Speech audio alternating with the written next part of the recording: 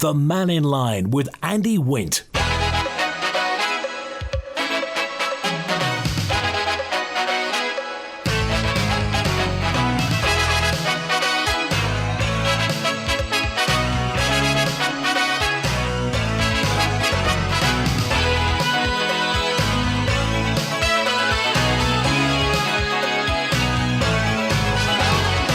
Faster Mike, good afternoon. Mannin Line today is with Douglas Central MHK Chris Thomas, two-time Minister for Policy and Reform and Infrastructure.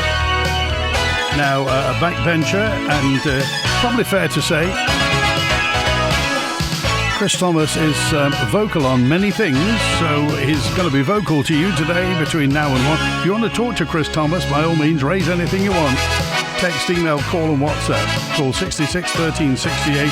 Text 166 177. Email studio@manxradio.com. Chris, Faster Mike, good afternoon. Faster Mike, good afternoon. Thanks for having me. No, good to see you today. And so at the moment, it's been a while since you were a minister. How's life on the backbenches? Well, we're all there to represent the people and to make sure the policies going forward are the right policies for the island, for everybody who lives on the island, the people who come back to the island in the future.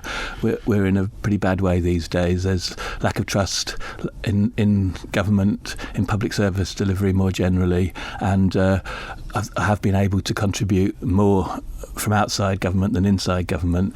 Most recently, I was asked to stand down from being a member of the Department of Health and Social Care. Before that, I was asked to stand down from being Minister of Infrastructure, supposedly to speed up reform that never happened. It slowed down or was cancelled.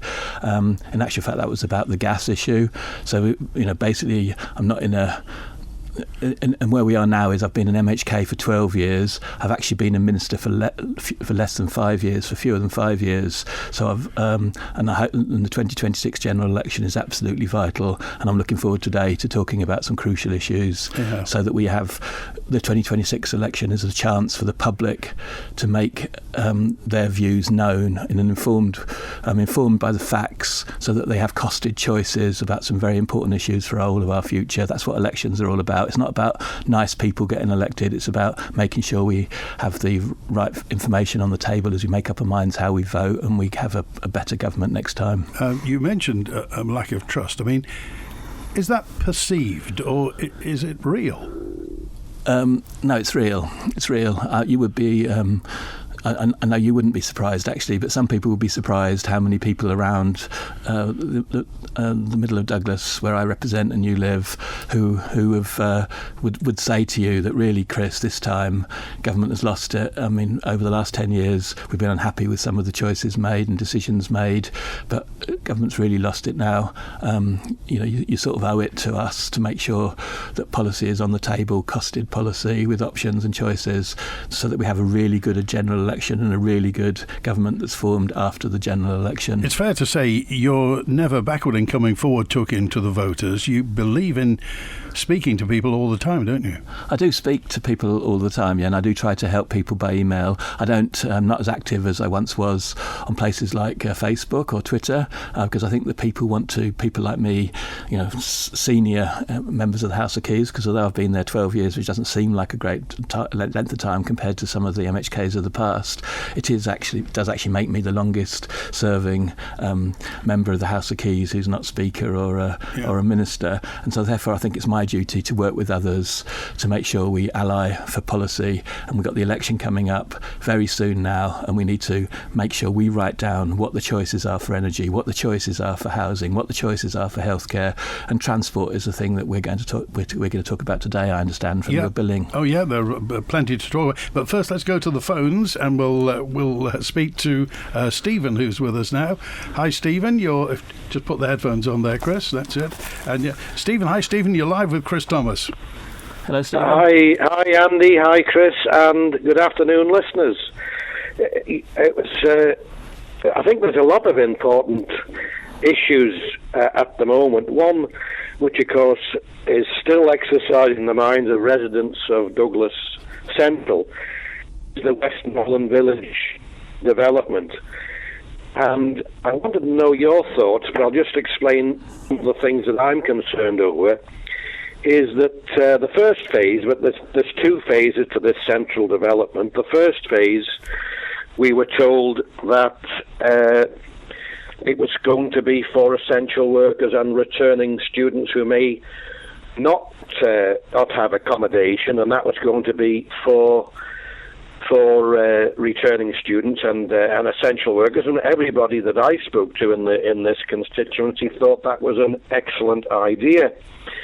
And as recently as the 16th of March 2024, there was a report on Manx Radio that Minister Crogga had said there would be definitely no parking permits issued for residents of that area, and then it seems to have been changed by the new minister.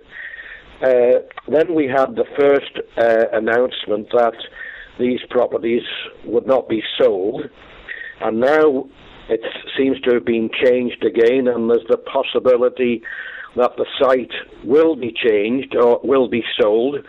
The properties are not going to be for essential workers, and yet that's contrary to what I've been told by a senior retired person who told me that they were having problems within some departments in education and schools who said they couldn't get people because there's no accommodation. So it seems that there's no consistency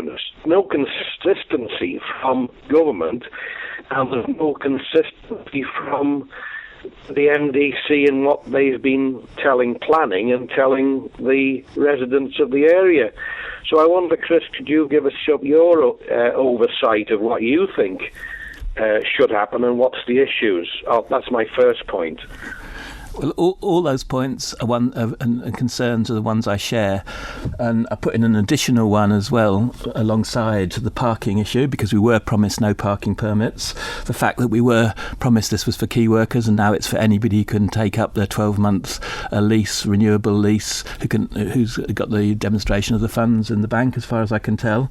And thirdly, that this was somehow going to be linked to a transport change more generally, so it would be about active travel and changing bus routes and the like. The extra point I want to add in is, at the meeting you and I organised with Manx Development Corporation in Finch Hill Bowling Club and Snooker Club, we were told categorically by a former DHSC officer, and nobody from MDC disagreed, that the lifespan of the building was 25 years in 2016, when the building was replaced by new hospital medical professional accommodation up on the hospital site, a building constructed for 40, I think nearly 50 people, at £2.2 million, much cheaper than what's been spent. We were told it was less than 25 years then, and last week I was told they now expect the building to last for 50 years, which surprises me, and I will be following that up. So I share all of your concerns. I've got a motion next Tuesday that it does seem to be worrying people inside government. I've had a discussion this week about that motion with people from government, but Newsroom have got me for an interview immediately after this one, and I'll be making a statement about my motion to the news team along the lines of, it might be that I can't move it in June, I might have to move it to July, but it's a very important motion, because it's not only the public who don't know, it's also Tynwald who don't know what's really going on. But it seems to me that housing policy, planning policy and travel policy is fundamentally being determined by a few ministers and the Manx Development Corporation, and the place for policy to be determined is in the House of Keys and Tynwald. Stephen? Yes, I would wholeheartedly agree with that. Sometimes I don't necessarily agree with the decisions that Tynwald makes, but at least it's Tynwald that has made the decision, and I think that's the right and proper place to have these debates, not outside, not in committees. It's within, not in briefings. It's essential that every MHK who's there as a constituency, MHK first and foremost, does have these debates to make sure all the things are included. The things that they do not want to hear are in the debate, and I think that's the right and proper way to do it. The second point I'd like to make, Chris, is, if I may, is that the big policy issues and the problems that are looming, and I wonder, is there going to be big problems for the next administration? And I'll just illustrate some. We've heard recently that there's a lot of various companies in various industries closing and reducing their exposure on the island. Gaming is one of them. Now we've heard that there's another shipping company that is going to leave the island, or certainly reduce its footprint. And I just wonder, does Council of Ministers, or even will it be debated by MHKs, about two things? How do we have an exit strategy? Do we ask these companies why they're leaving? What's the problem? Because they said it was local issues, certainly for the shipping company that left. So we need to know what's the problem. And secondly to that is it seems to be it must be in the water in Ramsey, where the MHKs up there seem to think the best plan to solve some of our problems is to have levies on the taxpayer, and I think that's not the right way forward. And the last point I'd like to make to you is that I believe that redundancy pay on the island is less than what UK redundancy pay is, and if we are going to in a situation of people losing their jobs, we want to make sure that they get compensated for that. So I wonder if you could make some comments on what I've just said. Again, I agree. So redundancy payments are about half what they are in both of our neighbouring islands. And as I understand it, Department for Enterprise has already consulted about adjusting that, but obviously it takes money. So that goes back to the next point you make, which is our public finances are fragile. However much you pretend we're doing well in terms of public finances, we're not doing as well as some of our competitors. So, for instance, Jersey has £4 billion of free reserves. We have a quarter to an eighth of that, depending on how you look at it. And so therefore, there are now clearly two types of politicians. There are those who believe in big government, big ambitions with public expenditure, consequently big tax rises. And then there are others in my camp who think, no, we've got to be more realistic and more open and take people with us to make choices.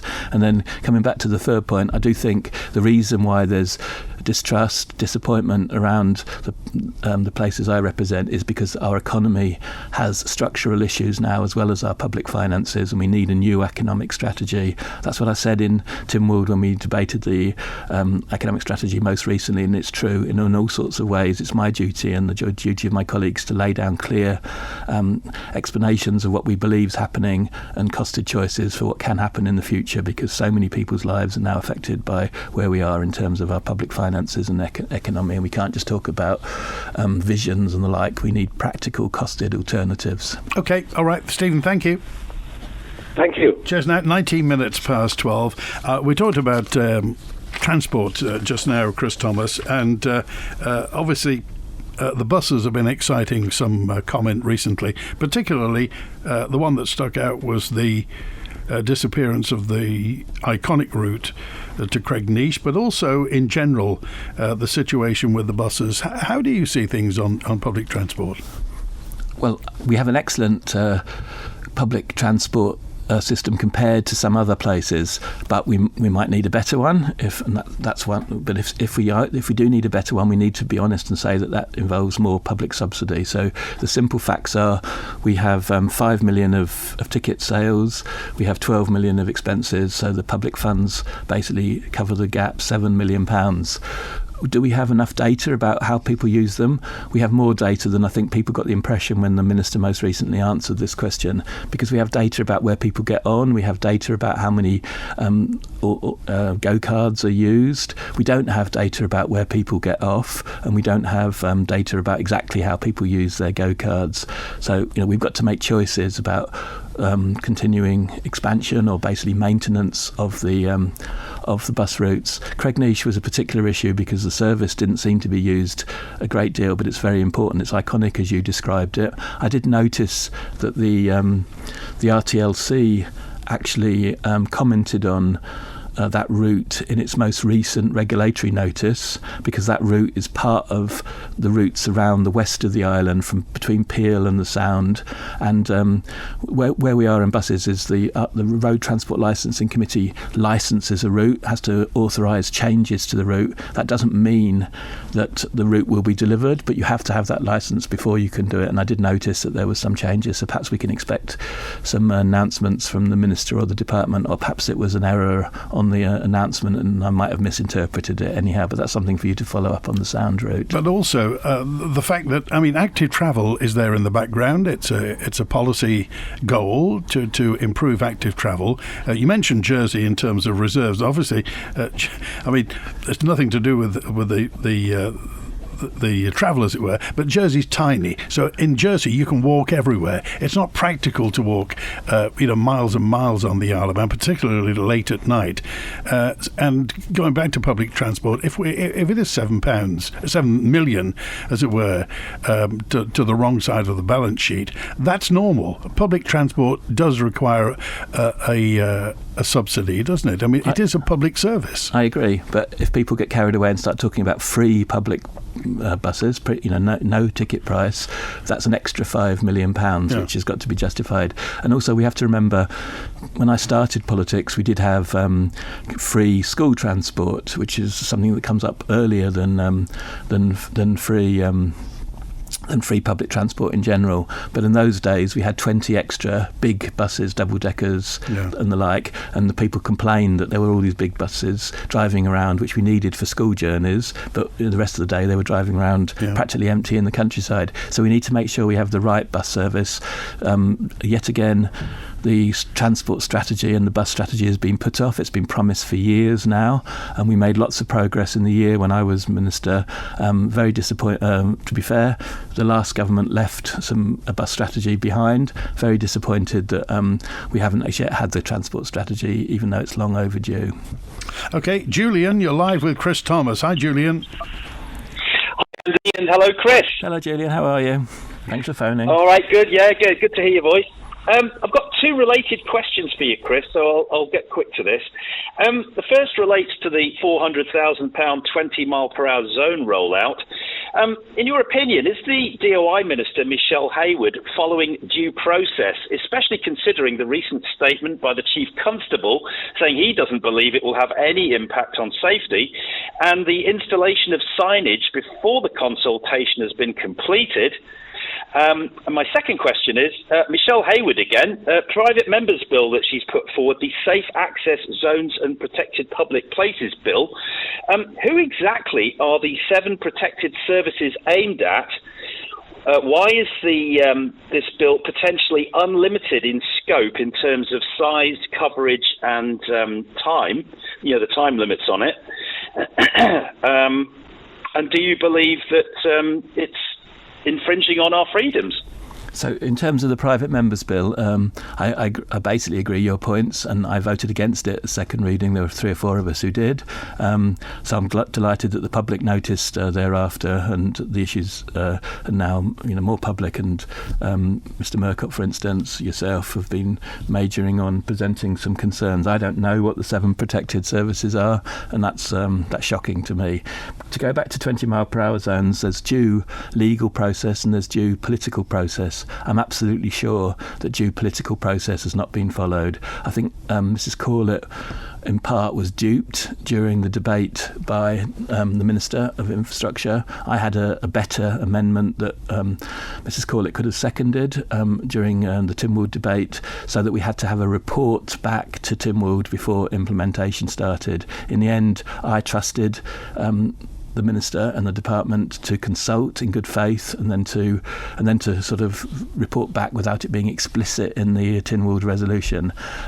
So political process definitely hasn't been followed. I was worried about the first order in terms of legal process. I'm still worried about the Chief Constable's expressed opinion, the fact that the enforcement's been announced to be not in place, but that's the margins of law and policy.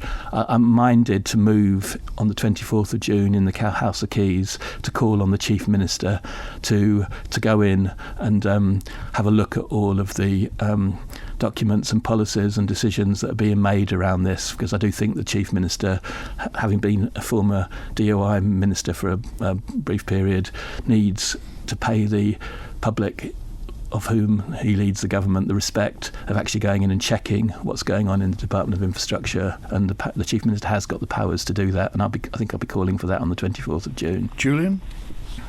Yeah, I mean, everyone can agree that 20 mile an hour zones around schools and in housing estates and things, and there's quite a lot of schools now have got the dynamic one, which I think is really sensible, where when the flashing lights are going, it's a 20, and when they're off, it's a 30. I don't think anybody's got a problem with that. But you did vote for it on the 17th of December. Would you say now that in its current form, if it goes for a further vote, you would vote against it in its current form unless it's heavily amended to be actually sensible? And, things like, you can imagine driving at 20 miles an hour down Woodbourne Road or Colby or Main Road, Port Erin, or any of the distributor roads through Onken. Absolutely. I think it's going to cause so much impatience. You're probably going to end up with dangerous overtaking, because if anyone tried to do 20 at the moment through any of those distributor roads, you're going to have people up your boot. It's going to be, even that is dangerous because you haven't got the stopping distances. So you'd change your... No, well, your understanding of my vote is actually wrong. I hope I say that in a very respectful way. But you're actually you're in a way you're putting Minister Hayward's argument for her, because the vote, of which only 4 people were against, wasn't about 20 mile per hour introduction as a default. The vote was about the process to get there. And as I said, the most important thing was we trusted at that point that the Minister of Infrastructure would change her ways and would do this properly, and she hasn't done that properly since. So therefore I'll definitely be doing what I said to make sure that the Chief Minister knows that if the Council of Ministers support the process as it's being carried out now, the public will lose further trust in government overall. Basically, the vote wasn't about do you support 20 mile per hour or not. The vote was about do we need some 20 mile per hour zones? So, for instance, residential areas is not defined in Manx law, and it's still ambiguous what it is. Distributor roads is mentioned in the Manx manual for highways, but it's not clear what they are. And at home, it would be very frustrating for us with a wheelchair accessible vehicle, to keep it going, because it's a diesel vehicle. And if we were to driving all the way along Woodbourne Road, Victoria Road every day, backwards and forwards, it would ruin our filters and the like. It's not reasonable to me to expect all of those roads, which are clearly important roads, and the 30 mile per hour roads. The police don't believe in it because they haven't got the resources, and the Isle of Man doesn't want electronic resources and digital resources. So therefore we need these to be self-enforcing, and they won't be on many of the roads. So basically we're still in the position that we need to define residential roads. We need to apply the law properly, because I still think I'm dubious about the way that the department is in seeing the 1985 Act in practice, because, for instance, you can double the fines if you're in a school zone. Residential areas, it doesn't include some of the villages around the Isle of Man, but they talk about a default residential zone. Well, we still use the 1916 legislation for local governments to define where that part of the Act can be used, and I doubt that they've interpreted it correctly, and I think somebody could win a case. So thank you for your campaigning.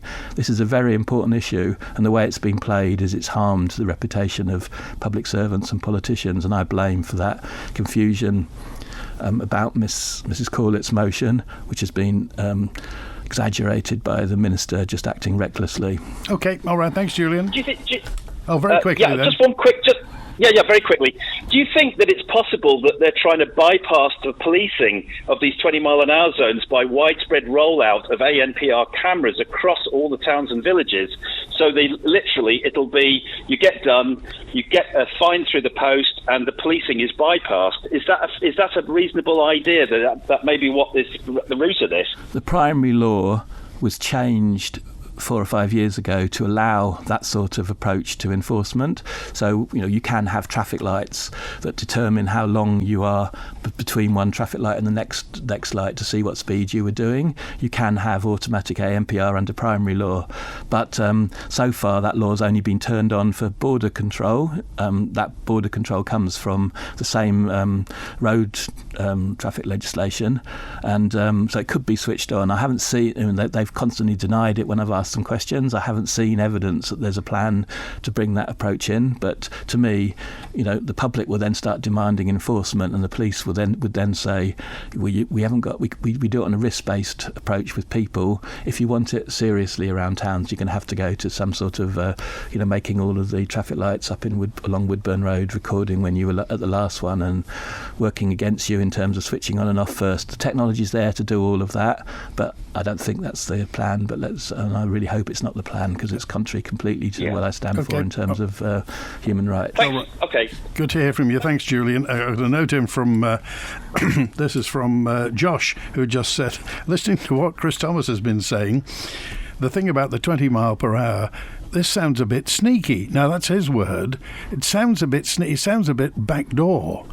So would the public be right in perceiving it thus? Yeah, I do think it's sneaky, but the public has started blaming some unknown civil servant campaign. I don't think it's that. I think certain politicians go in and are brutal with public servants, and public servants get very frustrated because they're buffered from one political view from one minister to a completely different political view from another minister, and it must be so frustrating. Basically, public servants like clear political direction, and the reason the Isle of Man system is failing is because we don't have clear government policies. We have fudge governments after elections formed based on strong personalities and the like. And this might end up like your questioner suggests, in which point it will have been sneaky. But I really hope that the Chief Minister intervenes, and we're absolutely sure that Tim Wald and the public representatives are in charge of what happens next, not one minister. OK, we're with Chris Thomas, MHK, live on Mannin Line today. Call, text, email and WhatsApp. We've got a pile of questions to get to. Hi Liz, I see you've had your garage converted. We're desperate for more room. Yes, come through and have a look. John called Manx Property Conversions. We now have an extra bedroom, but it could be another reception room, kids' playroom or office. They also did our conservatory roof last year. We were so impressed, we got them back to convert the garage. Wow, I need that. What's their number again? Call MPC on 450 500. That's 450 500. Or find them on Facebook at Manx Property Conversions. Spectrum Windows. If your house needs a new look and your windows letting rain, keep those cold breezes out and make it look like new again. Spectrum Windows, Spectrum Windows. Quality through and through. Great work guaranteed to you. Spectrum Windows, Spectrum Windows. Spectrum Windows. It's hot, it's here. It's the Lifestyle Furniture Summer Sale. Enjoy sensational special offers throughout our stunning showroom. Save on our most beautiful beds, sumptuous sofas, living and dining furniture and so much more. Plus there's 20% off art and accessories. And don't forget to visit our brand new garden furniture marquee for truly great outdoors. The Lifestyle Furniture Summer Sale. Now on at Snugborough Trading Estate, Union Mills. It's everything your home's been waiting for. Bigger jackpots, more prizes, more chances to win. There's never been a better time to play the Hospice Lottery. We've now doubled the number of guaranteed monthly cash prizes to over 100, which means you now have the best ever odds for winning prizes. Plus, our monthly rollover jackpots build up to an incredible £10,000. Tickets are just £5, so don't miss out and help a great local cause too. Visit hospice.org.im now. Players must be over 16. Terms and conditions apply. To celebrate Father's Day on Sunday, this weekend on Manx Radio, we're giving you the chance to win with Tynwald Mills. Up for grabs, we have a £50 gift voucher and lunch for two at the Neb Cafe. To win, listen out right across the weekend for our special dad-themed question. As soon as you hear it, text your answer to 166 177 and make sure you're listening on Monday afternoon to find out if you're the lucky winner. Tynwald Mills is the perfect destination for gifts, with everything from stylish furnishings and clothing to home swimwear, dog grooming and a cosy cafe. Celebrate Father's Day this weekend with Tynwald Mills and Manx Radio. The Mannin Line with Andy Wint. And Chris Thomas, MHK. Here's a quick one in. This is from Bruno. Oh, Bruno. Hello, Bruno. Just to say, I remember Chris Thomas talking about Crogga. Just the quick question then. Was Crogga a pot of gold for the Isle of Man? If it was, why did we throw it away? Or was it not a pot of gold? I think the people who spoke for Crogga in the last 3 or 4 years, and indeed what I term old Crogga before that, made the case to the Manx people well and successfully that we have a potential gas field that's worth exploiting. I think they made that case really clearly. Unfortunately, it turned out that Crogga weren't able to deliver that themselves. So I do think now we've got to look for alternatives to in terms of hydrocarbons. Basically, Tynwald policy is no new fields, but that's an existing field that's been licensed once, so there's no reason why it can't be licensed again. Old Crogga failed because they couldn't raise money from from the investors they approached to do the investigations and the drilling. New Crogga failed because they tried to take us back to the 20th century to approach this, and that wasn't going to work in the 21st century, 25 years into it. Okay, Dewan. Hi, Dewan. You're live with Chris Thomas. Thanks, Andy. Good afternoon, Chris. How are you? Fine, thanks. And you? Thanks for phoning. Very good, very good. Chris, I agree with your sentiments before on trust of the government at the moment. I think that has been growing over the last 4 years. We've got to the stage now where I think people are they're not confident in how government is managing their finances and their money and taxpayers' money, and the overspend on every project.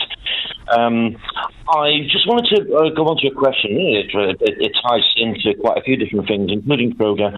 The recent political decisions in England and the elections there.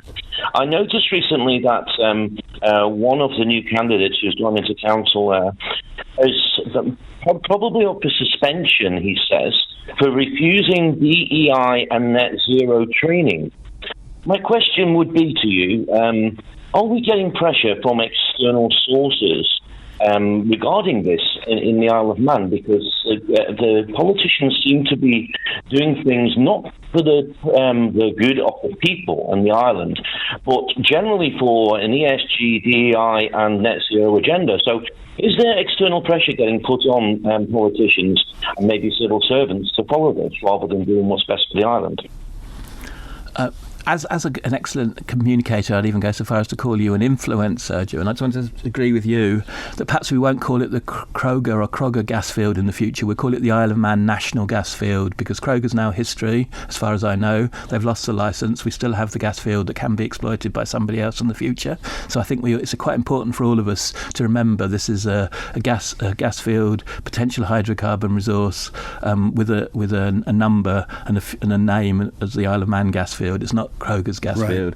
The second point is, you do make the point that Isle of Man politicians and civil servants work within international frameworks. We have the right not to join in with them to an extent, but if we try and go too far away from them, we might have pressure put on us from the UK. So, for instance, an example of that would be when Manx Radio back in the 60s was with political support was going to go beyond what the UK could get away with in terms of the broadcasting arrangements in Luxembourg. Another example of that would be to do with exploiting our hydrocarbon resource.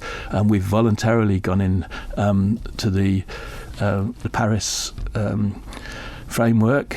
We have choices to make once we're inside that, but if we didn't make some choices, it would put the UK in an embarrassing position. So there are hard constraints. I have in mind health and safety. I have in mind water pollution, because at the end of the day we're an island in the middle of the Irish Sea, and the water is the same water as around Ireland and the other island across. So I don't see the sinister influence on officers. I do see that we bring over too many UK officers. I've said that now in public a number of times. We need to focus on making sure that you can have a good career in the Isle of Man's public service.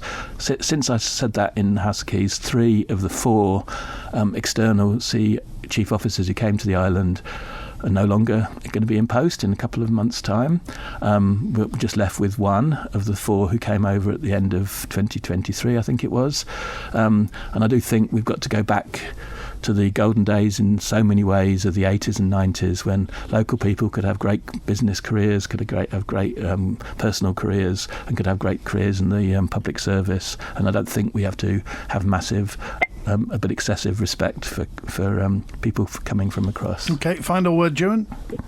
Yeah, I agree with that. Thank you for the new job title as well, Chris. I'll put that on my CV. Yeah, I agree with you. We should be encouraging people to come back to the island and maybe our resources of helping them with their education on the proviso that they come back and they get good jobs here. I totally agree. We're bringing people in from far, far afield when we have our own good people here. In fact, I think your own son is going down the legal route, isn't he? And hopefully he'll come back and be part of the AG's office. But going forward in the future, what would be your changes for Comyn? There obviously seems to be like an inner sanctum there, should we say? How would you envisage changing that to bring Tynwald more in line with what's going on, and rather than a closed shop? Okay, that's interesting, because I've got another question from somebody saying that if the Comyn has the block vote, surely Michelle Haywood's policy will go through. Same thing. Yeah, and so therefore that's why I've talked about on 24th of June and putting pressure on the Council of Ministers collectively, and the Chief Minister particularly, to make sure that they want to really stand behind what's going on over this summer in terms of 20 mile per hour zones. What do I see? Well, I think Sir Miles Walker said something incredibly important to the Constitution and Legal Affairs Committee back in the earlier part of the year when he gave them evidence. He said that what motivated him back in the day was that far too many politicians relied on personal contacts and helping people personally, and the big policy issues weren't being addressed. And he's well known for working to address the really big policy issues. And that's where we are now. We need big politicians to address the big policy issues to get back to the dynamism and the momentum that we had in the 70s and 80s and 90s, when we were addressing problems that were no more profound than those that we have now. Okay, thank you, Ewan. 18 minutes to 1. Bonzo, you're live with Chris Thomas. And I just get Bonzo just to give you to help me. And hello there, Chris. Hello, Bonzo. How are you? A bit of toothache, I'm afraid. Yes, a tooth fairy decided to bring me for my birthday some toothache, very annoyingly. But thankfully, somebody else also decided to give me some very nice single malt mouthwash. So good. That's helping with the pain. You were suggesting earlier about having big enough politicians with big enough ideas to actually address the big issues.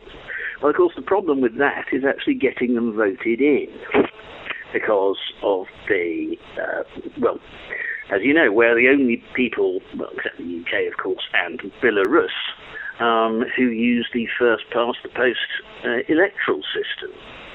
And that and the structure of our constituencies, etc., leads to very much a sort of, friends and families and mates down the pub sort of voting, electorate. And it means that people are sort of elected in without really that much of a grasp of issues, and that's many manifestos. Yours is an exception, but many manifestos just some, mom and bonag list of cliches, which mostly they don't particularly understand. So I think one key problem, as we've seen in local elections and, of course, in national elections, is participation, and participation can only be increased to a reasonable level where that vote is actually really representative of what the population think, if their votes actually count. So I know we had an experiment with single transferable vote proportional representation in the 2001 election, I think it was. And what would be your views on that sort of electoral reform? Well, the 2026 election will be for in 12 two-member constituencies on a first-past-the-post. That might be my last election. Our problems are pressing so much that we need to win that election for big politicians, big policy to address the real challenges that we've got. Electoral reform, might be helpful. Having larger constituencies might be helpful. Chris Robertshaw's talking about more direct democracy through referenda these days.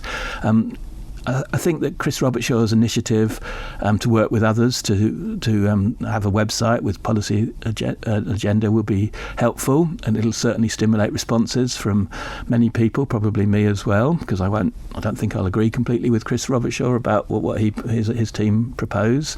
I do think it's up to the government to say clearly during the first half of 2026 what they've really achieved and what the Island Plan has really delivered, because what's happened in the last two general elections is that government and certainly certain members of government have drifted away.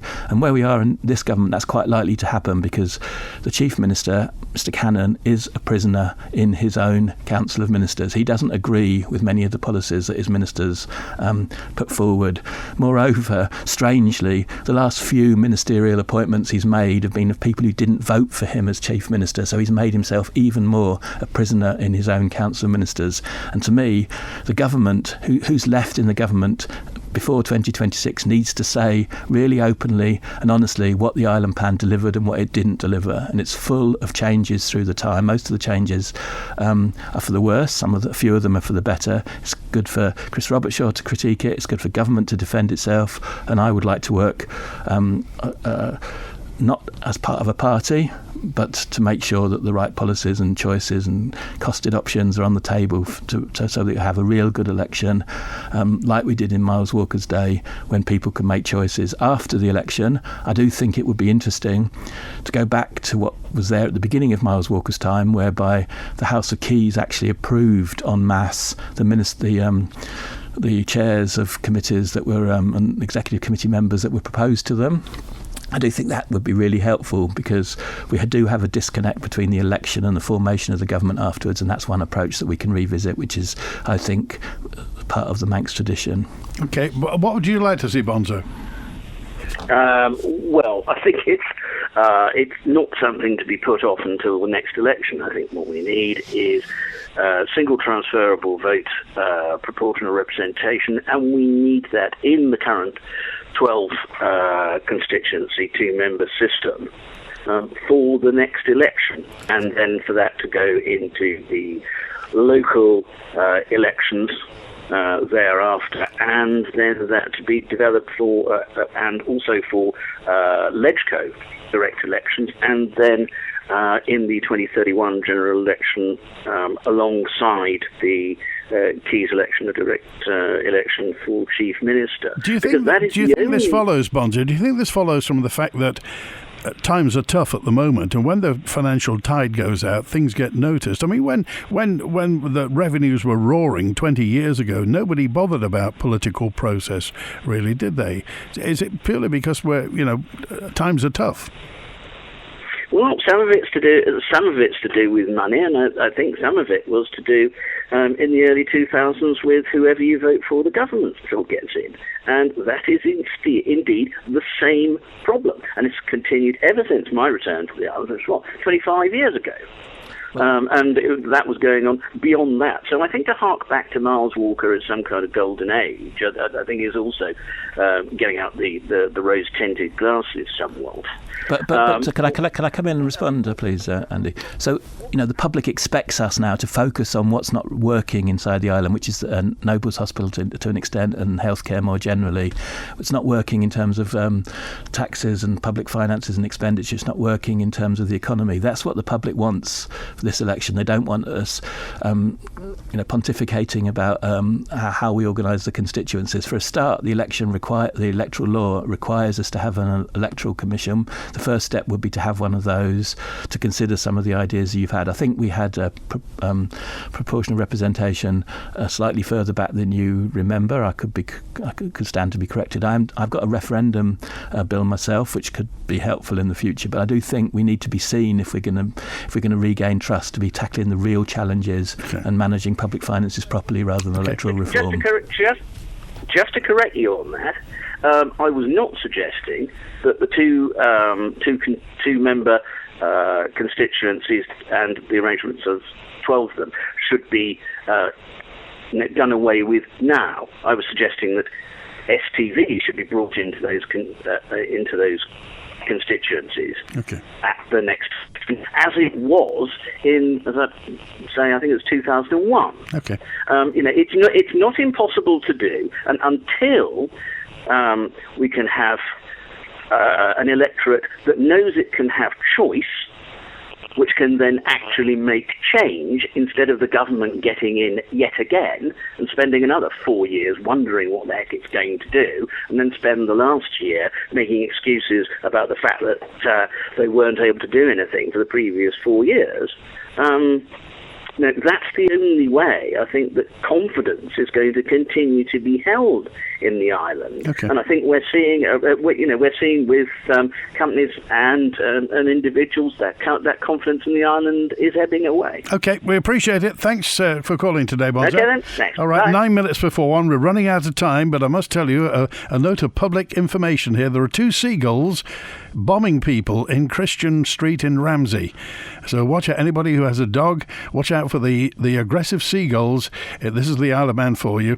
So do watch out, the aggressive seagulls in Christian Street in Ramsey. In just a few moments' time, taxis on the Isle of Man with Chris Thomas is on. The Ginger Hall has it all. A fantastic pub with brilliant new restaurant and new menu, plus daily chef specials and more, including takeaway breakfasts. The Ginger Hall restaurant is open Wednesday to Friday from 5, Saturday from noon, and for Sunday lunch 12 till 4, with the pub open from 4 p.m. daily.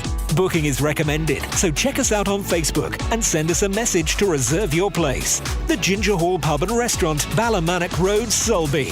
The Ginger Hall has it all. Concerned about your hearing? Get the support and help that you need with an expert hearing assessment free of charge at Island Hearing in Port Erin or Ramsey, with microsuction wax removal available in our Port Erin clinic. Island Hearing have been your local hearing care specialists for over 15 years. So for friendly professional help and advice, just call 830 722 or visit Island Hearing at 1 Station Road, Port Erin. Island Hearing, always listening.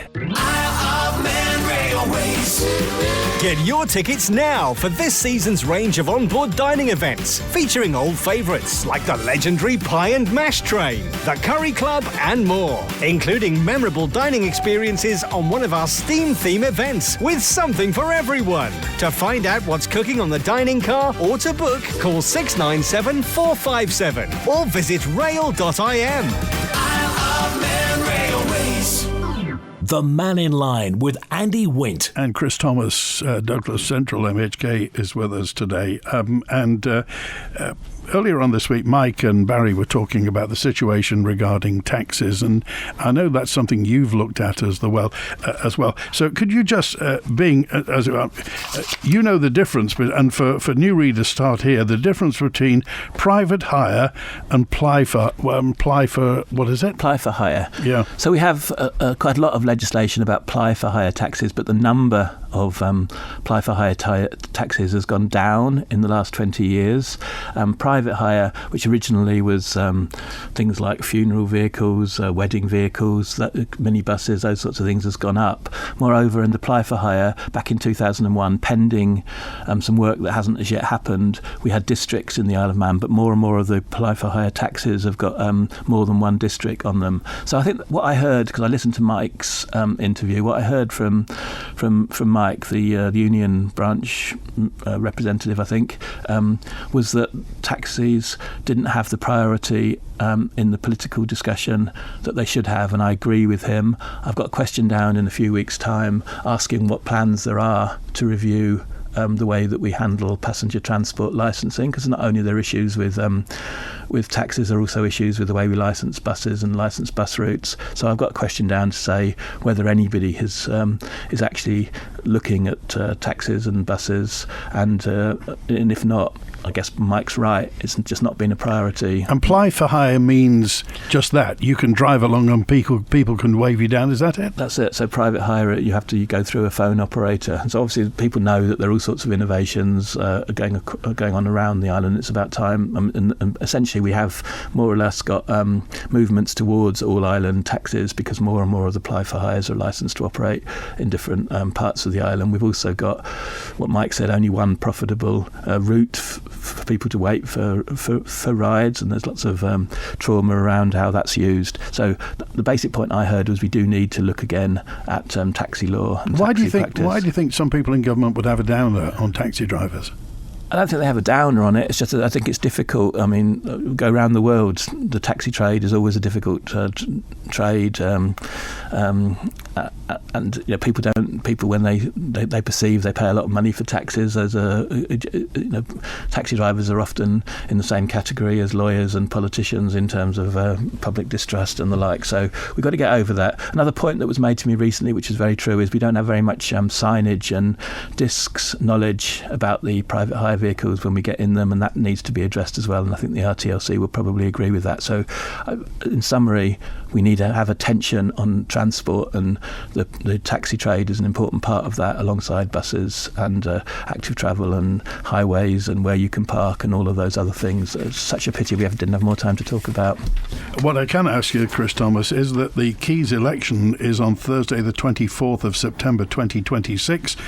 Voting booths will be open from 8 a.m. till 8 p.m. Will you be standing, Chris Thomas? I hope so, unless something bad, unforeseen happens to me. I hope to be standing, and I'm hoping to be making this case for a better formation of government and real options and choices that we get a clear steer from the public about in terms of energy, transport, housing, the economy, public finances more generally. OK. If between now and then you were offered a ministerial role, what would you say? I accepted a departmental role, and I can't see myself joining the current Council of Ministers team. I can't even see myself being invited. Thanks for being with us today, Chris Thomas. Do come back soon. Thank you very much indeed for having me. I've really enjoyed it. OK. That's right. Thanks to Chris Thomas today. We're open line all next week. A week on Monday, David Ashford, MHK Chair of Housing and Communities, will be here alongside Councillor Peter Washington, the Chair of Housing at Douglas City Council. And later on that week, on Wednesday the 25th, the Manx Care Chief Executive, Teresa Cope, will be on Mannin Line. So if you want to get a question in for any of those, email manninline@manxradio.com or call the answer phone on 682 631. Thanks to Alex on the phones. Have a great weekend. WINT